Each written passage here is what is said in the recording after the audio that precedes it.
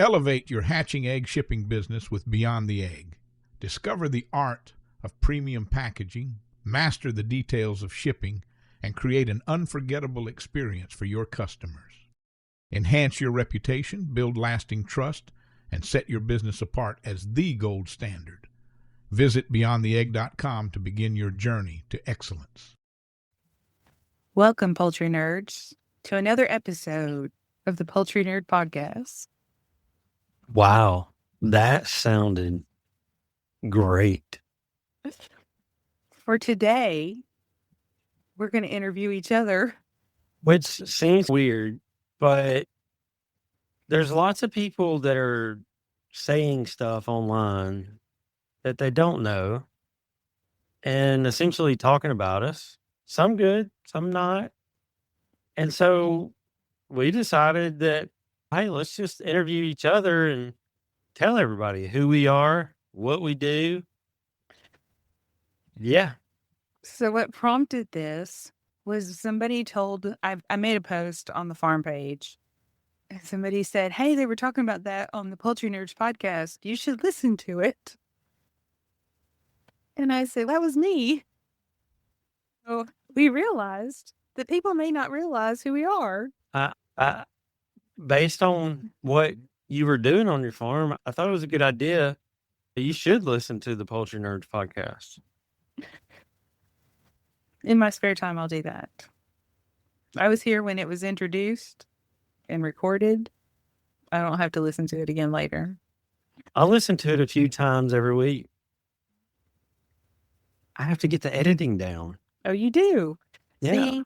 Okay, so there you go. Let's talk about behind the scenes. So I'm the one that comes up with the topics, the guests, the scheduling, the website. Look, let me tell y'all, when we first started this, we knew we needed a website. I didn't have time to build a website. And Jennifer was like, I know what they look like. And she has come a long way. Like, she is really amazing at what she can do in Squarespace right now. You would be surprised. We have some stuff we're going to tell you about later that she's the one who figured out how to do all that code. Yes. So in today's episode, we are going to give you some, what is the word? Some Insight? extra information that only the listeners will be privy to. Yeah, we'll tell them the tea. The what? The kids, they call it. The T? What does that stand for? I mean, like TEA, like a glass of tea. We would call it details or gossip. Okay, so there's the that kind of difference. stuff. Carey has teenagers in the house and knows lingos, and I have grandkids. Little differences there. Yeah, I got a couple kids in my house. Yeah. Why don't you go ahead and introduce yourself then for our listeners? What's your Hi, my name's Carey. I guess I'm the tall nerd because it's a rooster. I don't know what the chick is. I'm one of the nerds. Uh-huh. I have a lot going on in life. I'm a foster parent. At this point, I want to say it's 38, 39 kids at the time of this recording that has crossed my doorstep. And let's see, one of the second kid that came to us moved out maybe 6 months ago. We've been foster parents for 5 years now. So and we foster anything from 0 to, I think the oldest one we had that finally aged out by her own decision was 20. In Alabama, you can stay until you're 21. So it does have some benefits. These would be human kids that we're talking about. Yes. I only have 2 goats. But sometimes they can be more respectful and more entertaining. Yes, that is a true statement. But as far as poultry is concerned, you have ShowPro. Yes, ShowPro. Company's called ShowPro Farm Supply. It started out because I wanted good quality feed for my birds. I have some really nice Rhode Island Reds, and I wanted to show feed for them. I want to feed my birds the best. I don't go to Crystals every day, and I'm not knocking people that do. I want my birds to have the best. And when I started learning about nutrition in that, it's like I had a rabbit hole, and and so I can't send everybody feed because shipping's expensive. And when I first started making this, I was making it for me. I went to Jeff and I was like, hey, dude, I want you to make me some formulas. These are the things that I'm concerned with. And I don't want you to think about what it's going to cost. I want you to think about what's best for the bird. I have turkeys. I have large fowl. I have game fowl. I have quail. Now, I know that I can't feed all of them the same thing at the same time, but I would like to be at a happy medium on something at some point. That'd be cool. And so that's where that came out, because I was mixing supplement and this and that, but I don't have extra time for that crap. So then people were like, we want your feed. Like, I'd love to send it to you, but freight's ridiculous. So I went back to Jeff and I was like, hey, I think I need a supplement because people are wanting this. And he was like, what do you want it to do? And I told him what I thought needed to be in it. He agreed. We worked that out. So the ShowPro Poultry Breeder Supplement was born. And when other people wanted to buy my feed and actually did, I needed something to call it because I had to put a feed tag on it. Because, they make you register all that crap. Being original, I decided to call it ShowPro too. I am now a ShowPro fan, just so you know. He knows, but y'all know now. So I started out with Furtrail. So when he says Jeff, he's talking about Jeff Maddox at Furtrail. Now you guys have become big friends, work together a little bit. Bet. Yep. And I like Jeff. He's been on the show a few times. He's very helpful. Yep, smart guy. So I think that I met you guys after I started doing the feed trial a few years ago. And that's how we maybe came. I don't even really remember how. The way we met, and I've actually went back and tried to figure this out when we talked about it a while back. I was in a group that I don't even know if I'm still in it. I may be banned by now for it because I can be a little blunt. But I was in a group and I had gotten back into chickens after being out for a while. There's a whole story behind that. But I searched for the best Rhode Island Reds that I could find locally to me. And I was looking for information about the Rhode Island Reds. And you and I had messaged once or twice about some stuff. And you messaged me and was like, hey, you need to reach out to this guy. If it's a red, he knows about it. Rip. Yep. And like you and I started talking then, and I think that's when we really hit it off and became friends. When we found out that we weren't too far away from each other. Yep. We'll talk about me for a few minutes and then we're going to get to the big news. Tell us what you do. So Bryant's Roost is my farm. In case people don't know and they want to comment on Bryant's Roost for me to listen to the podcast to learn something. Yeah. Which cracks me up, but hey, it's okay. It's social media. Not everybody's going to know everything. But you could learn from the lady on the podcast. She is smart. I'll reach out to her tomorrow and see what she knows. Let me know how that conversation goes. It could be exciting depending on the day. That's right. But anyway. What is Bryant's Roost? What is that? Bryant's Roost. So when David and I are married, and when we moved out here to Bell Buckle, I'm in Tennessee, we found the property. It took us about, like maybe 7 months, 8 months to find the property. We were shopping. And I just told him that, I said, we've come home to Roost when we pulled up in the truck. And it just stuck. And so that's how it got its name. So Bryant's Roost because birds roost. That makes sense. I like it. So that's how it got its name. And then I just had turkeys and ducks and Orpingtons at the time. And I was dabbling in Brahmas, actually. And a guy stopped by because I had put a sign out that I had chicks for sale. And he lived down the road, maybe about 5 or 6 minutes or so. And I wasn't home. So David talked to him because David's a talker and Ed was a talker.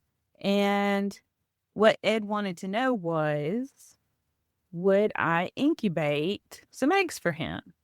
And so David said, you'll have to talk to her when she gets home.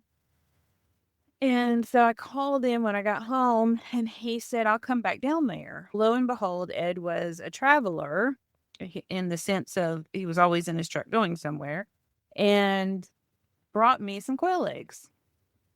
And he said, what would you charge me to incubate these quail eggs?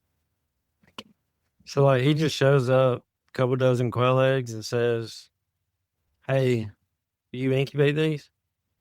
Yes. And he said, what would you charge to incubate these quail eggs? And I was like, I don't even know. Maybe keep some birds back from them. He said, sure. Not a problem. At the time, I just had these tabletop incubators. Nothing. I had a GQF, but I put them in the tabletops. I didn't know. You have to understand, I was not on social media. I did not know what a Facebook group was. I did not know anything. I just put these eggs in the incubator, and he said they'll come out in 17 days. So I opened up the incubator because I heard them chirping, and dang it, if these little quail didn't pop out like popcorn and run across the table.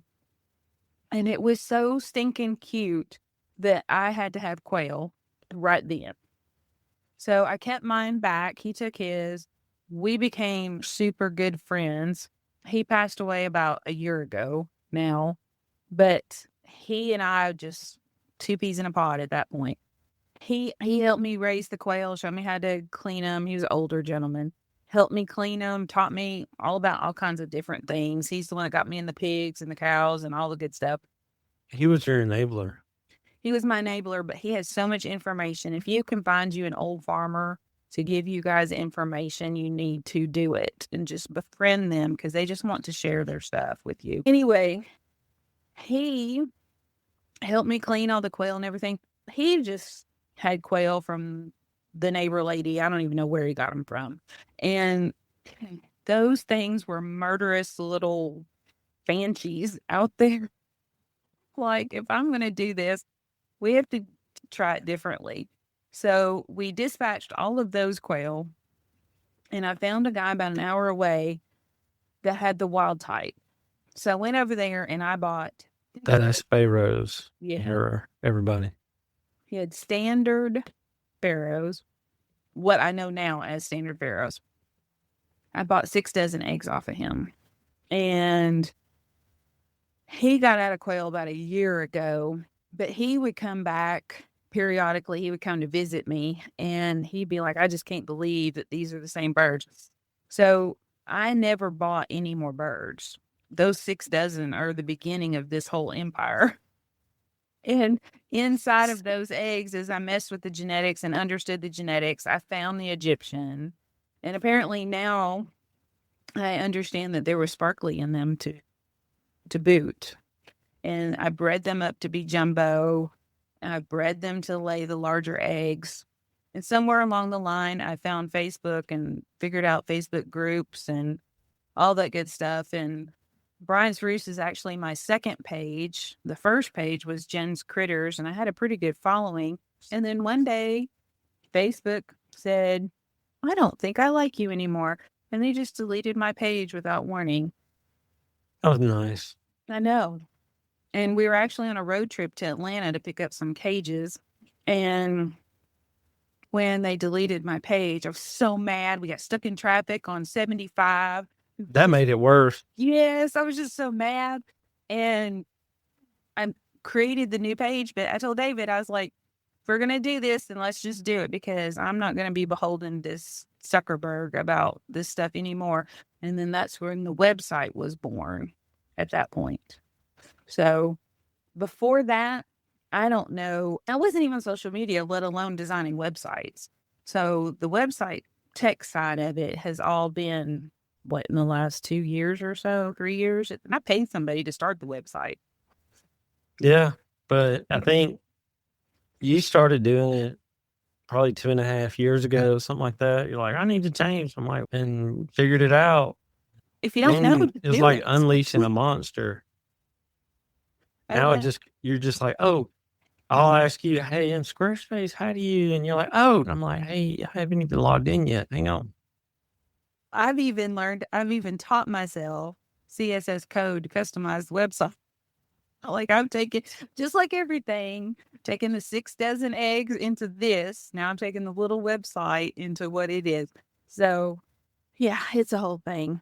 But in short, Bryant's Roost has the quail, still has the turkeys, but I had royal palms and now I have red bourbons. And I had silver appleyard ducks when we moved here, but now I have Welsh Harlequins. And let's see what else. Oh, the buff Orpingtons. I got rid of the Brahmas, got rid of the Cochins. So we have buff Orpingtons, and you got me into American Bresse, which I love. I wish they would stay in the fence like the Orpingtons. That kind of drives me batty. No, those things, they're really good escape artists. They really like to forage. So when Ed got sick, he had cancer. And when he got sick, he gave me his pigs, and they were guinea hogs. And I hated them. But pigs are really useful, especially if you have quail. We also had a dry pond that we had built, and the wives' tale, or the old farmer way of doing it, was put pigs in it to wallow and make it hold water. Ed gave me the pigs to wallow in the pond so it would hold water. And you've been here enough to know that it's gone from a dry dust bowl and now it's stocked with catfish. So that works. And then back to Ed, he had bottle fed a Holstein cow. And when he got sick, he was afraid he didn't want her to go just to anybody. So he gave her to me. And so that's Mabel out there in the field. That's how I got Mabel. Oh, okay. She was a bottle fed baby, which is why she's a 1,500-pound cat that wants to sit in your lap. Yeah. She is friendly. She is. She eats milk bones. And then That's funny. And then I have the goats, which I have generously shared with you. Look, I love Billy and Bobby. They're funny. I got them this little play set, like kids play set. I found somebody had moved out of a rental and left it in the yard, and I was like, my goats like that.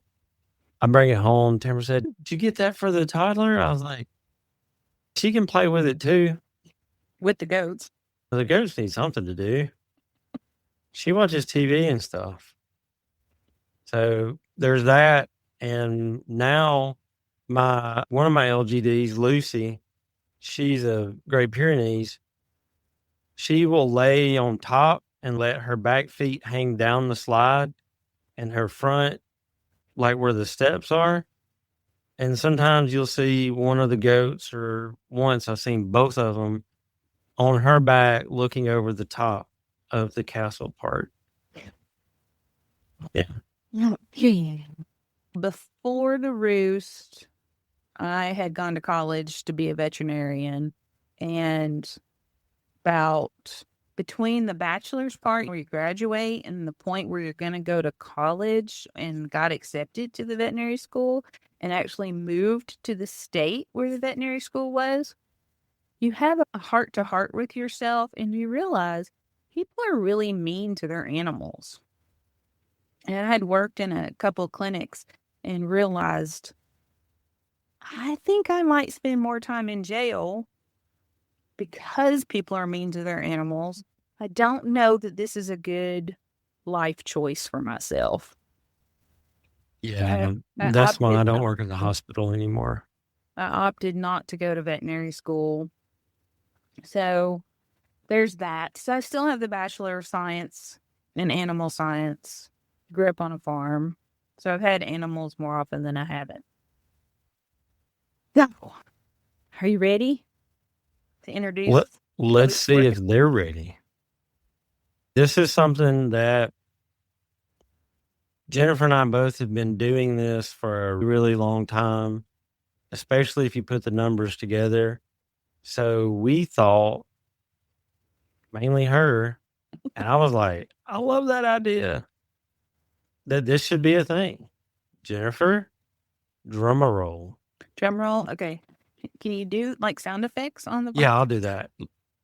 drum on the desk? Incubation Masterclass.com. It's coming. By the time they hear this, it should be here. Hopefully. That is true.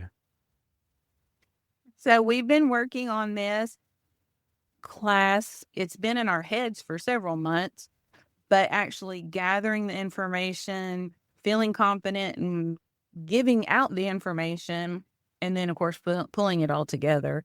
We created 2 classes. The first one being released is for quail. Everything you need to know on how to hatch quail. Like all the way back at the beginning, before the egg was even thought of, all the way to any kind of problems you may have that you need to figure out and tweak your incubation skills. We're going to tell you how the feed tag on the feed you feed your breeder birds affects what hatches out. We're going to tell you that. We're going to tell you what to look for. Low temperature, high temperature, low humidity, high humidity, egg selection. Like, it's a whole thing that I really, really studied hard on. And I'm going to include all of the research papers that I read to get all of this information. They'll be tagged in there, downloadable. And then right behind it is the chicken class, will be right behind it. I would think there is a difference in the way you incubate those. There's a little difference, yeah. So we're going to release both classes, but the quail class will be first on the Poultry Nerds website. Yeah. But you can get there directly, incubationmasterclass.com. And just for the listeners. Yeah, don't tell nobody. They got to listen. Yeah, tell them they have to listen to get the information and subscribe to the show. The introductory rate, lifetime access, and we'll put in new information as it becomes available if incubation ever changes. $17. That's it. That's it. All my hard work, $17. Worst case scenario, $17. You're going to get some cheat sheets. You're going to get some one-pagers to help keep up and track what you're incubating. Nice looking little forms that you didn't have to create yourself. Best case, so much energy in this. Best case, you're going to learn how to get a really good hatch rate out of that $35 incubator that you bought off Amazon. Yes. Because it is possible. It is. I started with cheap incubators. There's a technique to it, but I could do it. So that's the next big ticket coming. When you hear this, it's available. And then right after that, we're working on the next project. Quail Mania 2. Quail Mania, Dose. Trace. No, just Dose. David's already speaking talking about 3, and I'm like, oh my gosh, we gotta finish 2 first. But we've got this year, we started planning for Quail Mania 2 weeks after 1. We were making notes during 1, and we've got a lot. We've twice as many speakers. Yes. A lot more stuff to learn. It's going to be 2 days of stuff. We've already got tons of commitments on giveaways. But here's the kicker. You got to be present to win. Yes. You don't say here, we're going to the next one. We'll be right back. Looking to rock some seriously comfy gear? If you love chickens and you're all about that fun style, then Chicken Box has got the perfect t-shirts for you. From quirky designs to classic looks, their shirts are as comfy as us chicken tenders deserve. They even have a subscription service so your coop doesn't get bored. Head over to PoultryNerdsPodcast.com and click on Chicken Box to get your comfy shirts and support the podcast.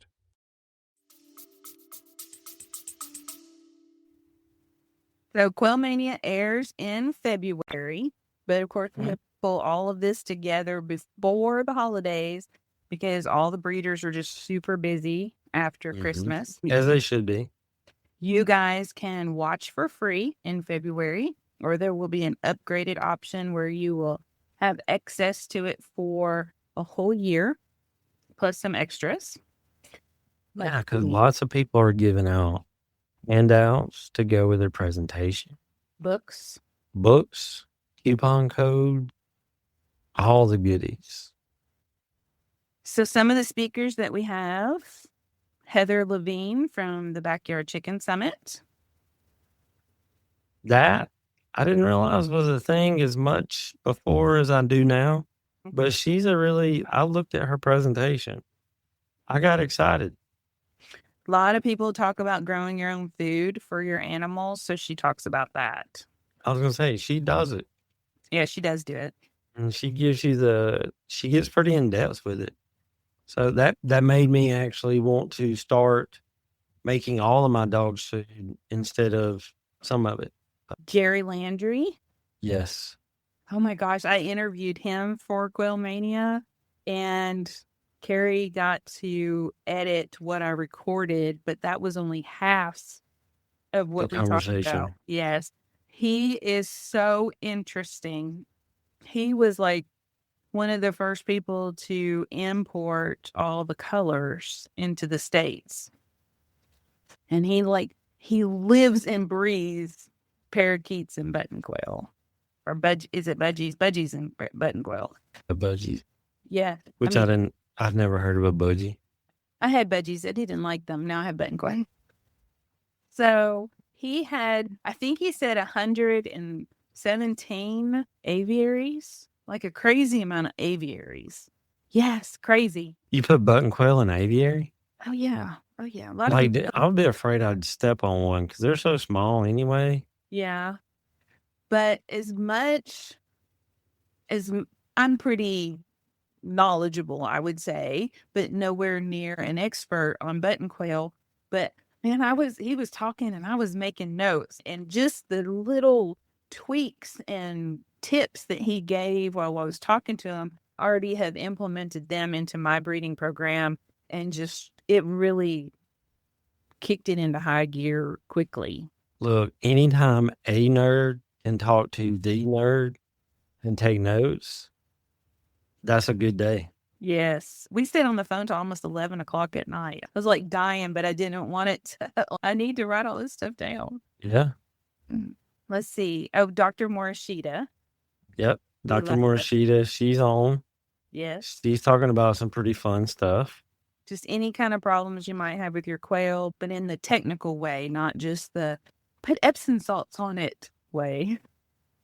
Oh, Lord. Please don't. And one more. We'll give away one more right now. One more speaker.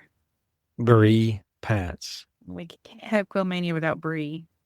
Look, her presentation on using statistics,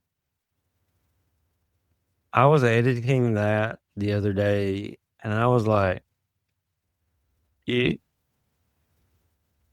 I can see how that works, but you had to have studied it for a really long time to find that correlation. Yeah. But I'm going to take it because I see it work. She's a serious nerd. Yeah. So she owns Poultry Pro, the new app for tracking your information. Everything. Yeah. Like this thing will even send you daily reminders to weigh your birds or I feel whatever. bad when I get it, and I'm like, oh crap. Like, I want to be like, how do you know I forgot to feed them already? The day's not over. There's a notification for that.